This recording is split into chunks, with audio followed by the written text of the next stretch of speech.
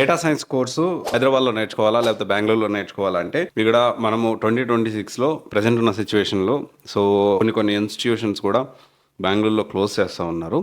So present ఉన్న సిచ్యువేషన్లో data science course విషయం చూసుకుంటే కాస్ట్ ఆఫ్ లివింగ్ చూసుకుంటే హైదరాబాద్లో కంపారిటివ్లీ బెంగళూరుతో కంపేర్ చేసుకుంటే కంపారిటివ్లీ కొంచెం లో ఉంటుంది. బెంగళూరులో కాస్ట్ ఆఫ్ లివింగ్ చాలా ఎక్కువ ఉంటుంది. కోర్స్ ఫీజు కూడా హైదరాబాద్లో లో ఉంటుంది, బెంగళూరులో కొంచెం కోర్స్ ఫీజు అనేది ఎక్కువ ఉంటుంది. దాంతోపాటు నెంబర్ ఆఫ్ ఇన్స్టిట్యూషన్స్ జనరల్గా ఏంటి అంటే number of institutions data science రిలేటెడ్వి ఎక్కువగా బెంగళూరులో ఉండేవి. కానీ ప్రజెంట్ హైదరాబాద్లో కూడా ప్రతి ఒక్క ఇన్స్టిట్యూట్లో డేటా సైన్స్ విత్ ఏఐ అనేది కోర్స్ అనేది ప్రొవైడ్ చేస్తూ ఉన్నారు. అండ్ దెన్ జాబ్ ఆపర్చునిటీస్ పరంగా చూసుకుంటే హైదరాబాద్లో కంటే కూడా బెంగళూరులో సో కొత్తగా ఈ ఏఐ స్టార్టప్ కంపెనీస్ కానీ ఇవన్నీ చాలా బాగా ఉన్నాయి.